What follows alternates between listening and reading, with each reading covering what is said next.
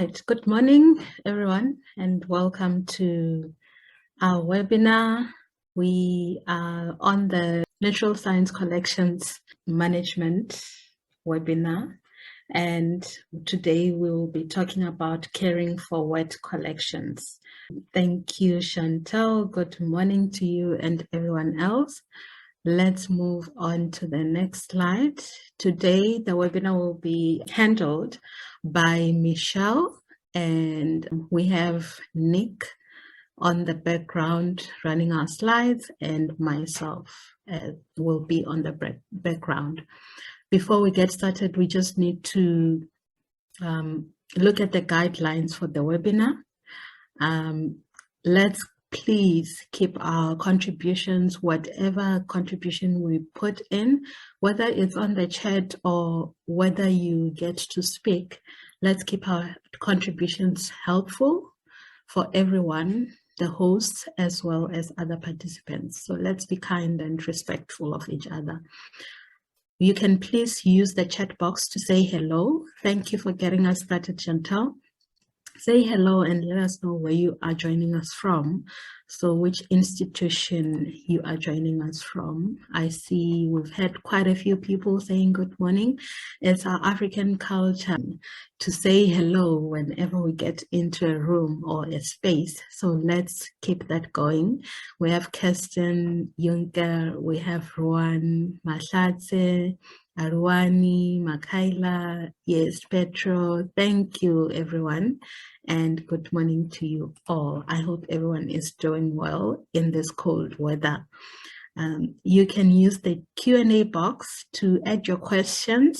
So whatever question comes up to you as the webinar will be progressing, before you forget, just click on the Q&A box below and you will be able to add your question there, and we'll make sure that we get it answered at the end of the webinar. We'll have time for that.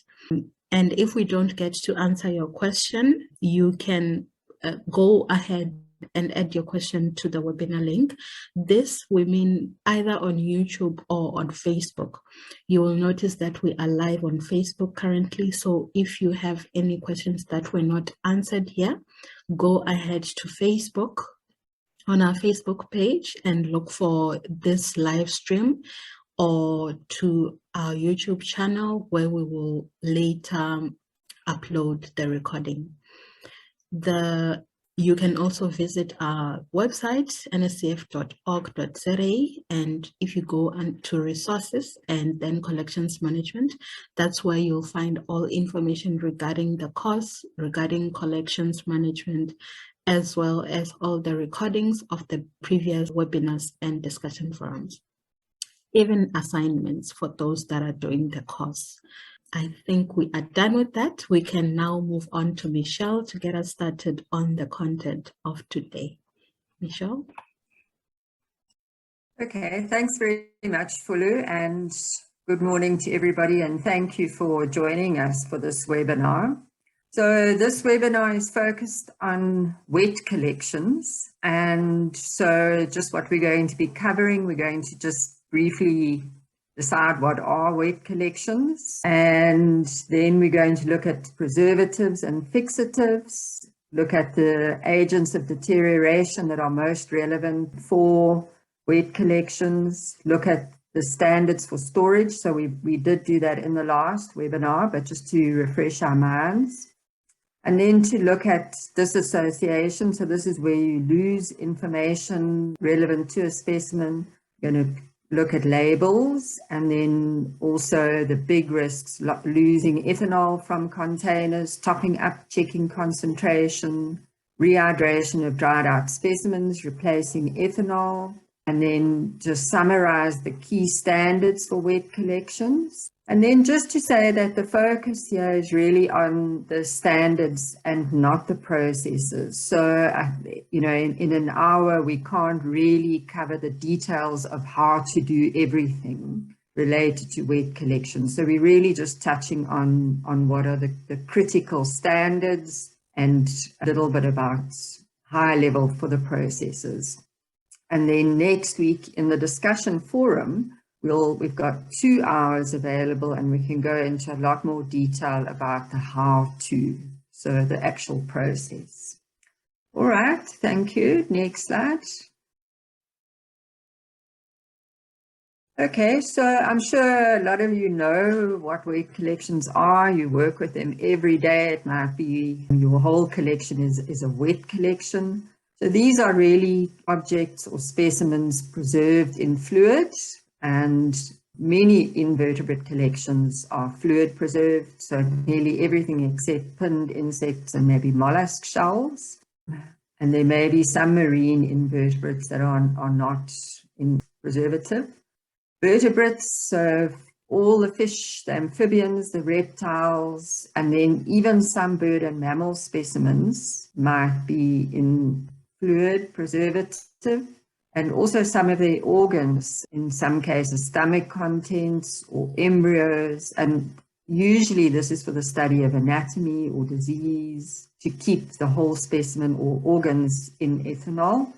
And then plants, I know that many herbaria have at least a small wet collection, and it's often materials that can't be pressed onto herbarium sheets. And then increasingly important is tissue samples for animals. So it's just a small piece of tissue, and that's usually for DNA extraction. And these are usually stored in freezers. And so it's really a biobank collection rather than a fluid preserved or wet collection. And so we're not going to talk about those here today. And then there might be other wet collections that I've missed here. If you think of anything, you can put it into the chat box. So anything other than all those invertebrates, some vertebrates, a little bit of plant material. If there's anything else, you can put it into the chat box. Next slide. Okay, so this just shows different, there's some local, I think these are actually all local wet collections, fluid preserved collections, invertebrates in the bottom on the right, and then fish and herpetology. So that just shows us. Next slide. Okay, and some examples of specimens with fluid preserved specimens, obviously snakes at the top, large containers of fish, and there's some earthworms there. Next slide. Okay, so what is the purpose of fluid preservative? I'm sure most of you do know, but as soon as an organism dies, its tissues start to break down, so to decompose. So once there's no oxygen getting to cells and there's no removal of waste from them, they start to break down because of different biochemical processes. So enzymes start to be released and they essentially destroy their own cells, and the cells just break up. So you can see an apple there, and if you leave it long enough, it will start to decompose. And then on the other side, there's this showing a process called autolysis. And this says cells self-digest and fluids leak out. And so the cells become all, basically they start to dissolve and break down. And then also bacterial growth contributes to this decomposition process. And the function of the preservative fluid is to prevent this whole deterioration process from happening. So that's what we're trying to, or we have to stop for our collections. And if you preserve specimens correctly in fluid, they can last hundreds of years. So there should be no more decomposition. Next slide. Now, there's a difference between a fixative and a preservative, and some of you probably work with both. So the preservative prevents the breakdown of tissues, so it stops that decomposition, but it doesn't fix the structure of cells. So the cells continue to dissolve, essentially, and you'll lose the structure and the shape of the cells, and the organs become very soft. And so if you really want to fix the structure, the internal structure, then you need a fixative. And that forms, a fixative forms chemical bonds and kind of coagulates the contents of the cells, and so they're not soluble anymore. They're firm, they're hard. And this is really important for studying cells and tissues. So if you're doing histological studies, I don't know how many people do that anymore. And also, obviously, if you want to look at disease of organs, or if you want to study any kind of structure of the organs, you need to fix the tissue. And there are many different types of fixative, but the most common one is formalin, and it's a 40% solution of formaldehyde. So formaldehyde is a gas, and formalin is a liquid form, and it's diluted down in water, and there's also some other additives. So specimens are usually fixed in formalin and then transferred to a preservative. So it's seldom that you'll have formalin as a preservative. It's usually just to fix it. So let's have some inputs in the chat box here. So how many of you work with formalin in your collection? And what are some of the negative impacts of formalin on the specimens? Why don't we just keep them in formalin because it works so well? And what are some of the negative impacts on you as the collection manager or curator or scientist? So let's see in the chat box. Anybody want to tell us, do you work with formalin? We only use ethanol. Petra says that'll be at the ARC. Anybody else? What happens to specimens if you leave them? Specimens fixed in formalin cannot be used for DNA extractions. Thanks, Terry. So that's very true. Because it affects protein and essentially changes the structure of protein. And so you're not going to be able to. There have been some studies now, and I think they can, but it's a very difficult process. So if you're going to need tissue for DNA, you need to take it from the specimen before you put it into the formalin. Any other, what's the bad thing for people? Section 20, Lee is here with her section 20 for vertebrate specimens. You had to establish a new and separate formalin fixation room. Tissues are taken before specimens are fixed in formalin, right? Okay, that's interesting. Okay, so Daniela says they do use ethanol mostly. Specimens become very brittle in formalin, so it hardens the structures. And it'll be the same with not only insects, but if you put a frog into formalin and leave it there, it'll probably become very hardened and very hard to work with. On people, what's the story with people? Our colleagues at SCIB use it a lot. They work with formalin a lot. The SCIB people. It's a carcinogenic, toxic fume hood, right? It's carcinogenic. So it causes, okay, lots of people have said that, right? There's formalin in FAA, harmful for humans to inhale. It's a carcinogenic, toxic. You've got to wear a fume hood. Used to start a wet collection on birds. They stopped. Right, 10% formalin for preservative. Okay, all right. So there's been, I think, in the past 20 years, maybe there's been more of a move away from using formalin rather to use ethanol. Okay, thanks for the input. Let's move on to the next slide.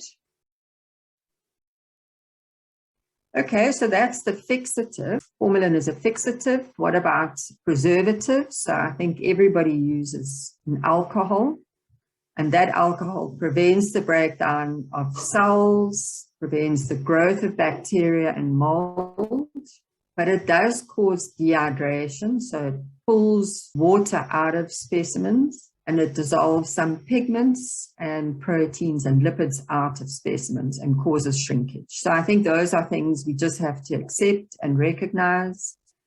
And we usually use ethyl alcohol or ethanol, 70 to 80% concentration. And this is something that's quite interesting, and we'll talk about it later in the discussion forum next week.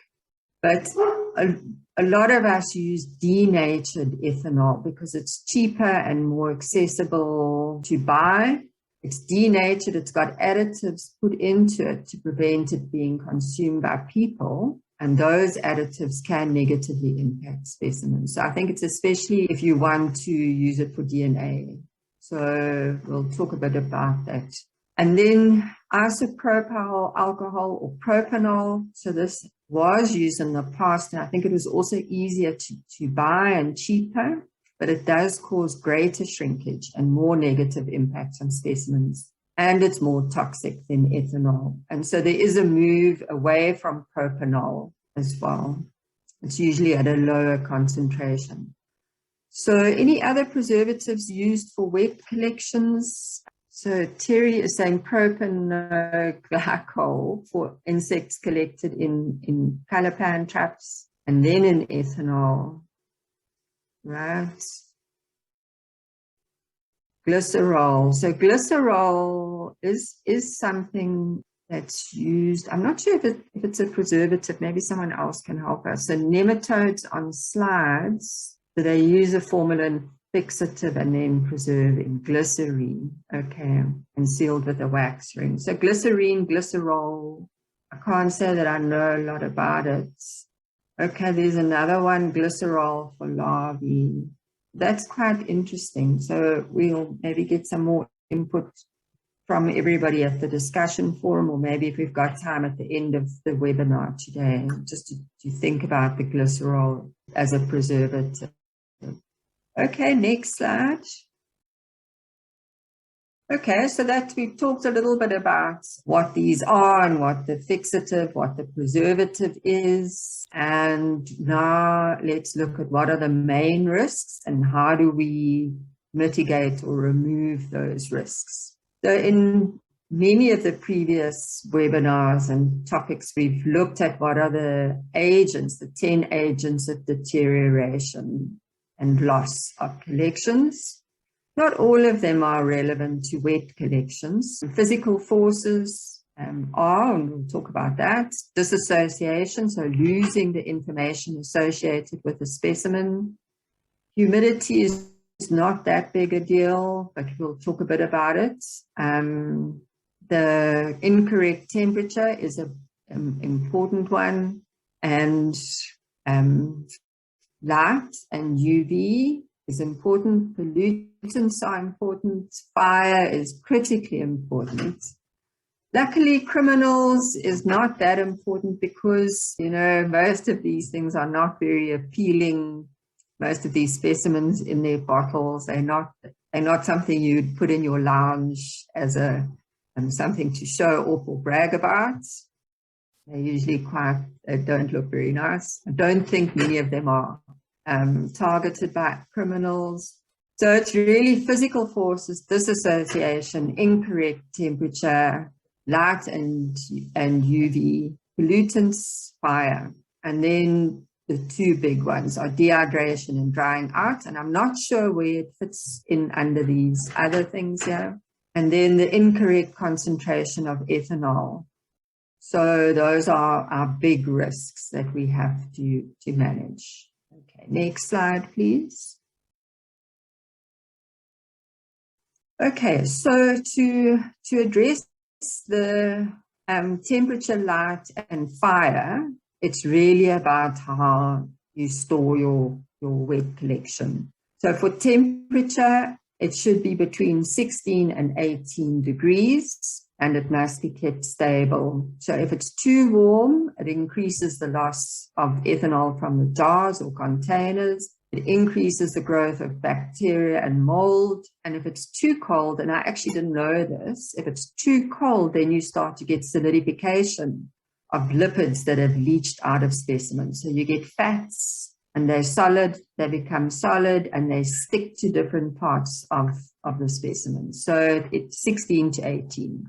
Light fades pigments and labels. So pigments on the specimens label information, and light also makes specimens and the plastic bottles much more brittle. So the standard here is that the storeroom or specimens must be kept in the dark unless they're being worked on.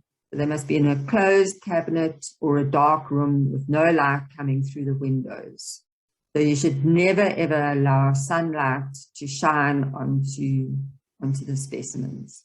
And then fire, ethanol, alcohol is highly flammable, and it's not just the fluid, there's also the vapors that come off. And so this is a really important, you have to have air extractors or ventilation system to suck those vapors out. There should be a fire door. There should be electrical switches outside the storeroom, or at least higher up, because the vapors are heavier than oxygen and they sit low down on the floor. So if you've got a buildup of vapors, they're usually low. If you've got an electric switch low down and you switch it on, it's going to spark and cause an explosion. And then we said metal shelving and cabinets. So rather than wood, because wood will burn. And then don't have heaters or other electrical appliances in your storeroom. And there should be a functional and effective fire suppression system. So that's the storage environment. And then relative humidity. These specimens are kept in a fluid. So the humidity is not such a big issue, but high humidity can promote growth of mold on the containers. And mold can cause rubber seals or stoppers to disintegrate. So it's not a massive risk, but it's better to have low humidity in your storeroom. Okay, next slide. Okay, the storage containers. So this is the actual jars or bottles. This is where the risk of physical forces comes in. So if you've got glass bottles, and we said that the bottles should be glass, but if you drop them, you may not damage the specimen. You could, but it's probably not that big a risk as dropping a skull or bones.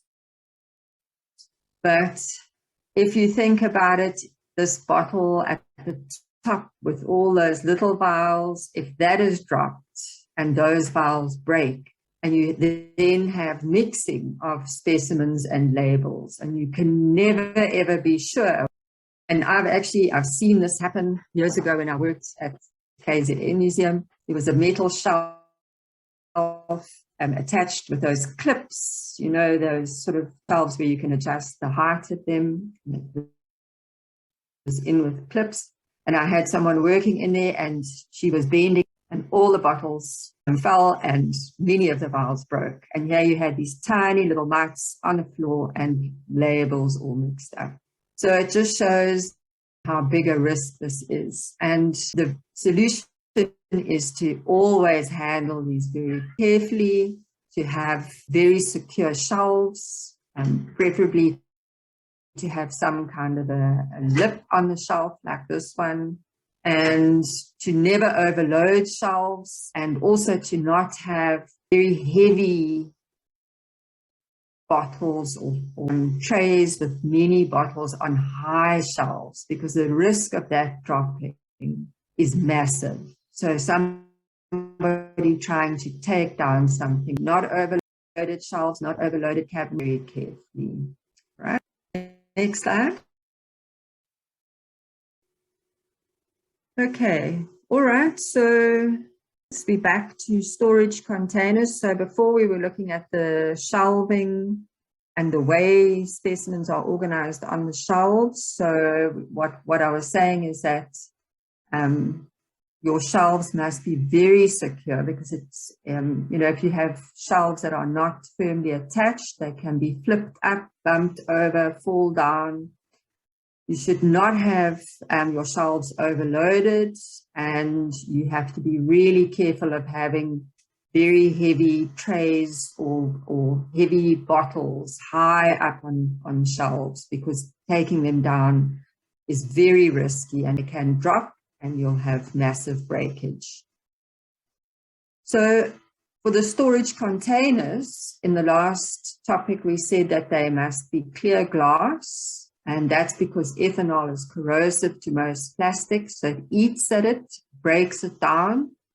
So you get leaching of chemicals out into your preservative fluid, and that can affect your specimens. But it also results in cracks, plastics, and then, of course, you get loss of ethanol. So your containers must be clear glass, and they should have this polypropylene screw-on lids. We talked about those in the last webinar. Metal lids are not suitable because they corrode, and they often get very, very small holes in them. You might not even notice them, but of course you get loss of your fluid. And you also do get contamination from corrosion into the preservative fluid. So glass and proper screw-on lids. Small wet specimens, they should be in glass vials with polyester fiber plug, and then put several of those into a larger jar. And large specimens, fiberglass tanks or steel tanks with lids that seal really well. And if plastic is used for large specimen containers, it must be this HDPE, so it's high density polyethylene. If it's ordinary plastic, it will rot, it will break, it will leak, and you will lose specimens. So a big thing is to move away from plastic bottles and move towards glass. So if you've got plenty of staff and plenty of money and plenty of time, you can do full-on continuous monitoring of your plastic bottles in your collection. But I don't think any of us actually have that. All right, so out with the plastic. Next slide, please. Okay, now with wet collections, there's a big risk of disassociation. So this is losing information associated with the specimens. And I already talked about if you drop one of those big bottles full of little bottles, how you will not be ever able to be certain which label belongs to which specimen. But because your labels with wet specimens are a little bit, they're subjected to quite harsh conditions, they can often be lost. So those people who work in wet collections might have seen some of these problems. So at the bottom on the left, you can see all those jars. Most of them have got their labels stuck on the outside of the bottle. And inevitably, at some point, that label is going to fall off. And then it falls onto the floor and it gets swept up and thrown away. And so that's it, the information about the specimen is gone. Another thing, so I often get people who bring me material and they just write the details on the lid of the specimen jar. They don't put anything inside. And there you can see on the right hand, second from the top, is a lid with information. It often rubs off, or you take the lid off of several bottles and you don't know which bottle it belongs to. So also labels inside the container that disintegrate over time, and I think lots of us have struggles with that. You have very old collections and the paper that they used for the labels might not have been very good, and it just, you try and take it out one day and it basically disintegrates. And then also the text on the label fading. And you can see on the top at the right, on the right, that's not even a very old label. I think it's 2003 or 2000. You can see the text is being lost. That's done with a printer. I'm not sure what kind of printer. At the bottom on the right there, you can see that was written in pencil. It's almost gone completely, and that's not an old specimen. And in the middle, often just get things breaking down the label. The other problem is, so on the top left, there you can see those are bottles. There'll be many or several visits in a bottle. Each one has got different information and the tag is tied to it.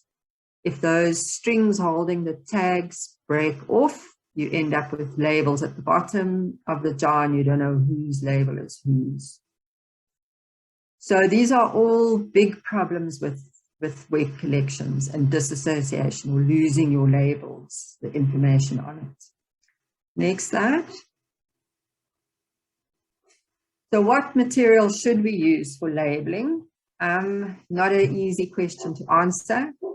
There has been research into the best materials for labeling. But whatever you read, there'll be different findings and different recommendations. And we'll be talking more about this in the discussion forum next week. Ian Engelbrecht has done quite a lot of tests on different types of printing and papers.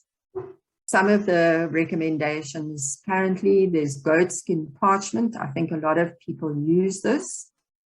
It's archival quality, acid-free paper. Very long lasting. I put this picture at the bottom.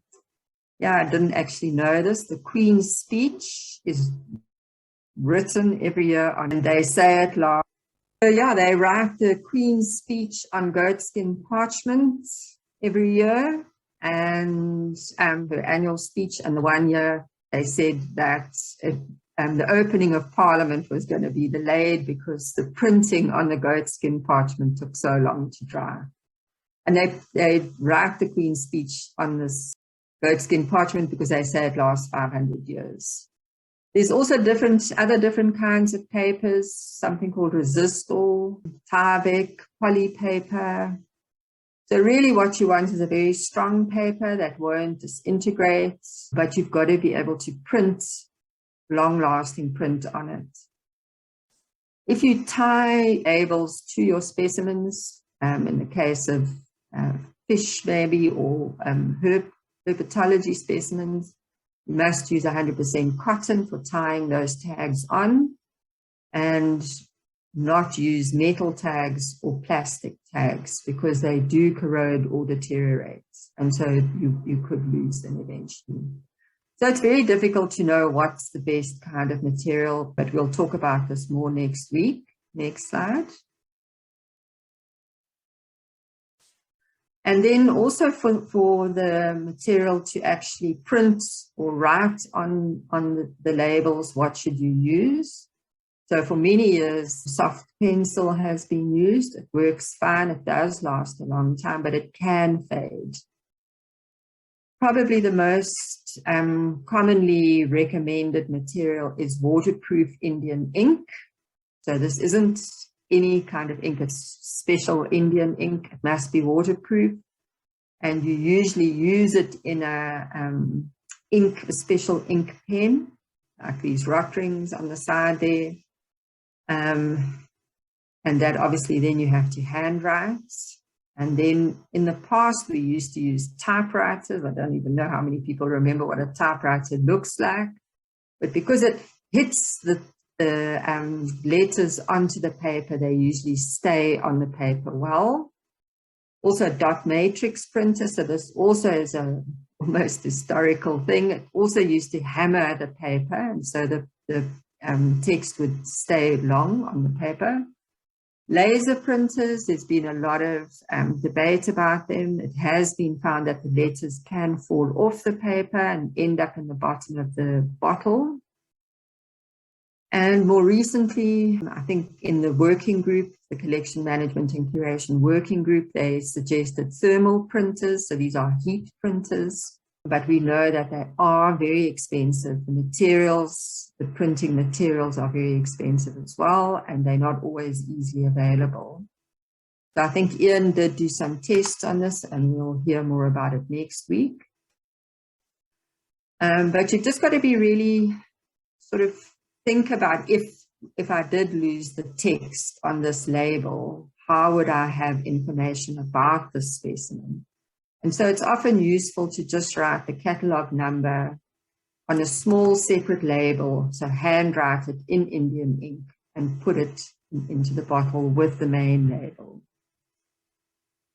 Okay, next slide.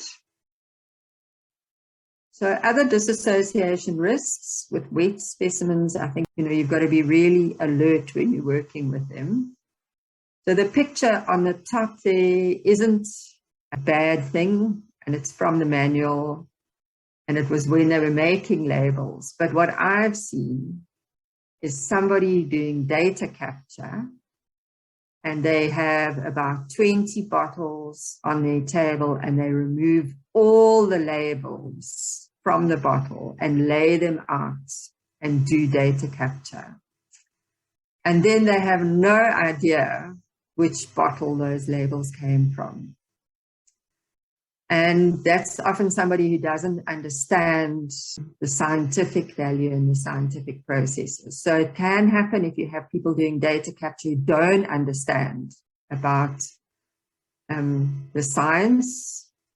And when you have auditors checking things, they don't understand either.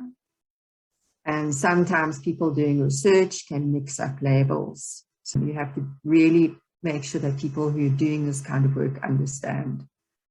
And then also, I think for quite a lot of groups, I know I work on millipedes, and you can see a bottle at the bottom there.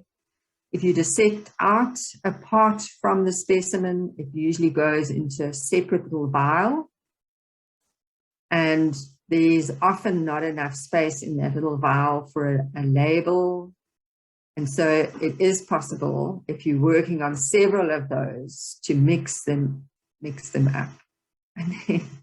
And then whoever's doing research will never really know what's going on. And the other problem is if you don't put those dissected off bits into a separate vial and you just let them float to the bottom, they can be lost very easily. And those are usually the critical diagnostic characters for that species. So without that, the specimen has little value. So it's just about being really careful when you're working with wet specimens and the labels. Next slide. Okay, so now we come to what's probably the biggest nightmare for anybody who has to look after a wet collection, and that's drying out. So defective lids and seals, cracks in plastic bottles result in evaporation, and you can have a specimen drying out very quickly. Within a week can happen. But over time, even good bottles and lids will lose some ethanol. And it's really critical that there's regular monitoring of preservative levels in the collection. It has to be done, and at least once a year. So if you've got good containers, so if you've got glass containers, polypropylene screw-on lids, you've got stable temperature maintained at 16 to 18, you can check once a year. If you don't have that, it must be more often. So every quarter. And maybe even more often if it's not a very big collection and there's a very high risk. And it must be a documented process. So your monitoring of your preservative levels must be documented. You must say when it was done, who did it, what was found, and what did you do to correct it. So how many bottles had to be topped up, and how much had been lost, where, which bottles are those must be flagged in some way. And for containers that have lost more than 10% ethanol, you should actually mark them and monitor them more frequently. So there's a problem with that bottle. So put a sticker on it to say date, and it was lost more than 10% topped up. And then that'll save you time. You can at least just check those problematic bottles. If you can see an obvious problem, then obviously you're going to change the container and or the lid, whatever's defective. And you must document all of that. So these photos are not from any of our collections in South Africa, thank goodness.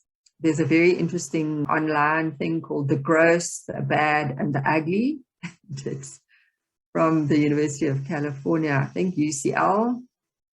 And they actually inherited, or they were given this collection of, I think it's mostly marine invertebrates that have dried out. Many of them have dried out and rotted. But yeah, you can look at that website, there's some interesting things about how they also had to decide which ones to discard. But that is really a nightmare situation, is getting given a collection like this or starting work and finding a collection like this. All right, next slide.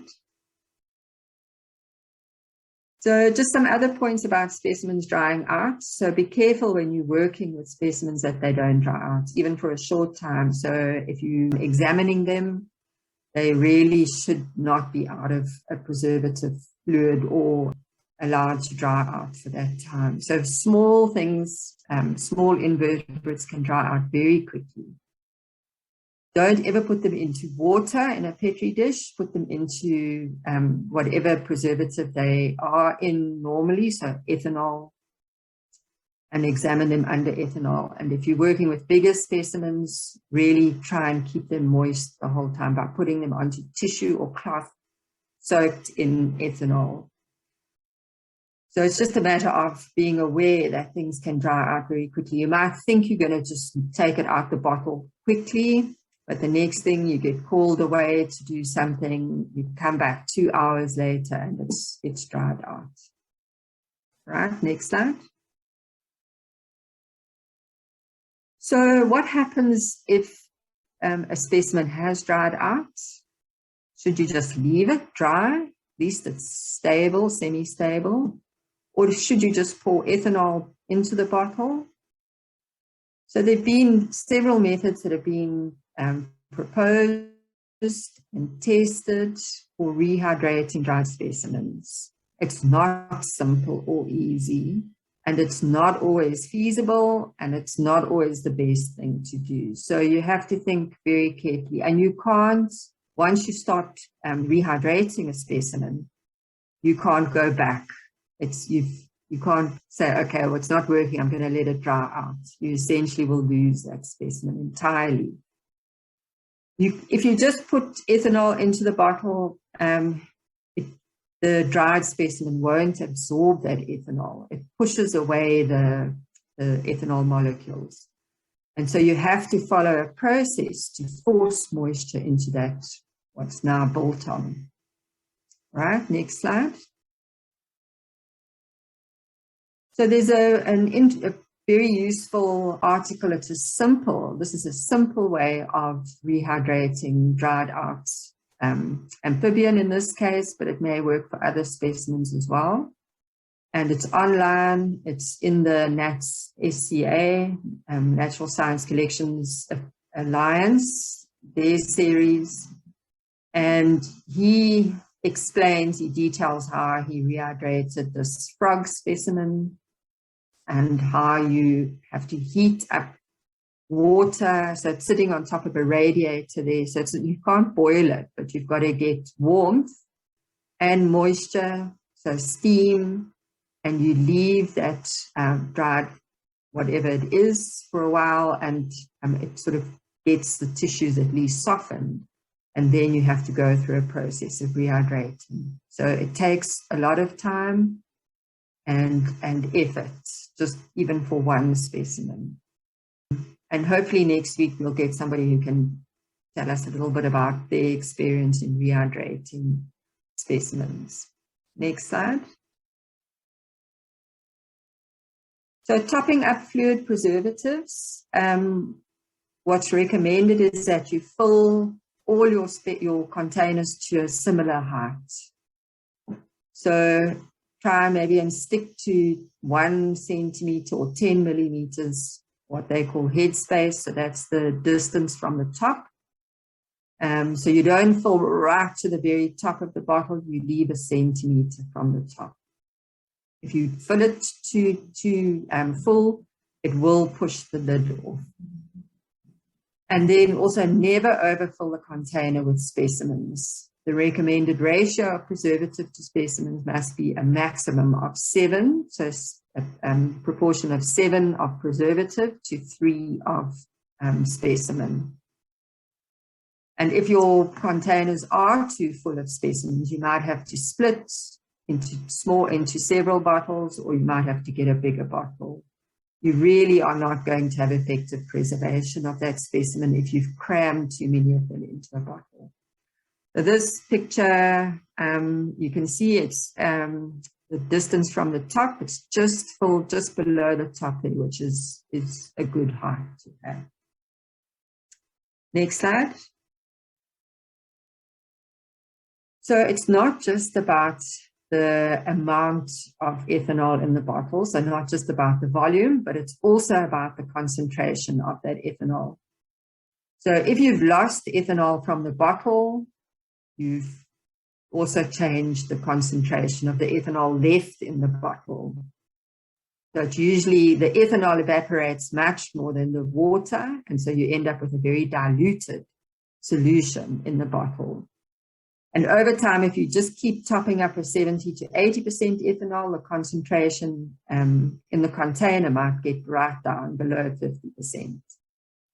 And then also remember that specimens contain water before they're cased in ethanol, especially bigger ones. And so you lose water from the specimen into the fluid around it, and so it lowers the concentration.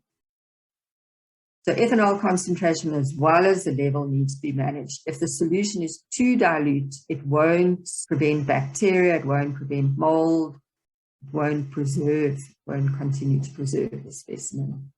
Next slide.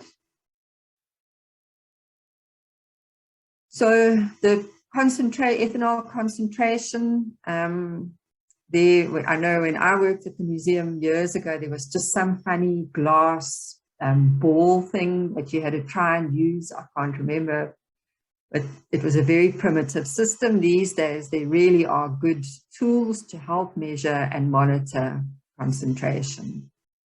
So if you've only lost a little bit of fluid from the container, you can just top up normally with your 70 to 80%. But if the fluid loss is more than 10%, or if the same container repeatedly loses fluid, then you've got to check what is the concentration in that container. And you might have to adjust it and restore it back to where you want it to be. So Alcamon tablets, no, we bought through the NSCF. We imported from Netherlands. I think they are from the Netherlands. We bought thousands of them and distributed them to the different institutions. And this is a really clever system. So it's 2 tablets, a red one and an orange one, and you put them into your container. And if the alcohol concentration is more than 60%, they both sit at the bottom of the container. Once the concentration is at 50 to 60%, the orange tablet pops up to the top. You can see that in the middle jar there in the photo. And once the ethanol concentration goes below 50%, then the red tablet comes up as well. So this is a really useful way of monitoring your ethanol concentration without having to test and measure in every single bottle. But it doesn't tell you what the concentration is. It doesn't tell you. So for that, you can use something called an alcohol density meter. And again, I know a lot of institutions have bought these. We did give NSCF funding to buy them, but they're expensive. They're over 40,000 Rand each. And those will tell you what the concentration is. And we'll learn more next week. But then I also picked up this thing, and it was reading that article about the frog rehydration. So that curator said that he'd used something called an alcohol refractometer. And he said it works well. It was fairly accurate. And you can buy them. I went online and had a look. You can order them. They are from overseas, but they're about 410, 420 Rand. You can measure up to 80% ethanol concentration with them, and it's reasonable accuracy, and you only need a very small amount of fluid. So if you have a fairly small collection, or you have very limited budgets, then this may be something that would work rather than the 40,000 alcohol density meter. Okay, next slide. So how do you correct the ethanol concentration? So this is what's in the manual, and I'm guessing that this is the way to do it. I've never used this, I will admit. It's a formula, and it really depends on what concentration you want. So if you want 80% or you want 70%, the height of the fluid in the container, the measured concentration of fluid, and the concentration. And then if you do this calculation, you'll get what concentration you need to add to that container to correct it. So hopefully those people who are quite good at maths in the different institutions can help us with this equation. But we'll learn about it a bit more next week. Next slide. Okay, and sometimes you might see it, I know with the millipede collections that I work with, there's often, I'm really, really sorry to have dropped everybody like that. Yeah, I guess that's just life. Okay, let's get very close to being finished. I know that people have got other things that they need to get to. So we were just talking about reasons for transferring collection objects to new storage fluid when I dropped off. So sometimes the fluid becomes very discolored, and it's all right to have some discoloration, but sometimes it can become acidic, so it leaches out different compounds and lipids, and that can become acidic and start to break down the specimen. And then also sometimes these extracted lipids, so for marine, very fatty specimens, often it leaches out those lipids, and then those fats start to stick to the specimens, making them very difficult to handle or to study. And then sometimes you can have the wrong preservatives that's being used, and you might have to replace it. So you have to think carefully about when you replace and why you're replacing. And especially for very big specimens where you have very high volumes of ethanol, it might not be feasible, but just keep a close eye on it. And then again, be very careful when you're pouring off old preservative, especially for small specimens. So small bits of them can be at the bottom of the container. And if you just throw, you could be losing really vital parts of that specimen. Okay, next slide. Okay, so just to summarize, that was actually the end. It's just now to summarize the main standards for wet collections. So the storeroom, remember, it must have proper ventilation, a fire suppression system, a fire door, and the temperature maintained at 16 to 18 degrees and low relative humidity. The storage must be metal shelves that are secured with a barrier or metal cabinets, not overloaded. There must be glass bottles with polypropylene screw-on lids or fiberglass or metal tanks. The preservative should be ethanol rather than propanol, and it should be 70 to 80%. And the ratio of specimens to preservative, 3 specimens to 7 volume of preservative. And it must be filled 1 centimeter below the thread or the top of the jar. There must be regular documented checks on ethanol level and concentrations, and some kind of record of if there's been loss of ethanol. And then the label should be archival quality paper or material.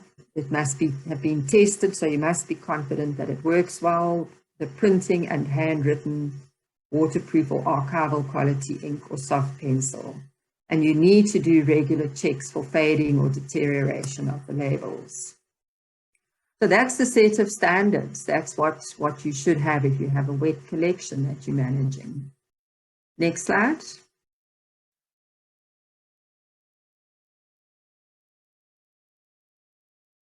So you're probably thinking, oh, I work in this wet collection. I don't even know where to start now with dealing with these standards. It's a huge collection. Everything's jumbled. It's been like this since I got here 10 years ago, comes from 50 years ago. So I think an important thing is to attend next week's discussion forum to learn about the details of some of the procedures that we've discussed. And I've asked Ian and Audrey and Christian and Adrian, who've been working a lot with wet collections, to cover some of these topics. And I'll also ask some other people to contribute as well. And then I think it's important to carry out an assessment of your collection against these standards. And this will be assignment 10, and it's part of the manual implementation. And I'll draw up the templates that you can use for assignment 10, or if you want to do an assessment of your wet collection, and we'll make those available. So it's really a process. You may not be able to replace all bottles in 1 year. It might be that you select some and you replace them. You might have lots of wooden shelves or wooden cabinets. You can't replace all of them at once. Again, maybe a phased in thing. And so it's really just getting an understanding of the current state and what are the priorities and what do you need to move to being meeting those standards, which are global standards. Okay, so I think that's all from my side. Next slide, let's just end. And if there are any questions at this stage,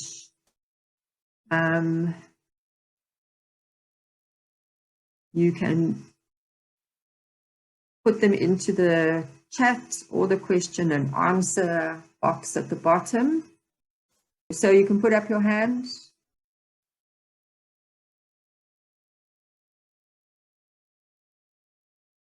No questions? Okay. There will be an opportunity again next week to have more discussion. And yeah, we hope that you'll join us for that. So thank you very much, everybody.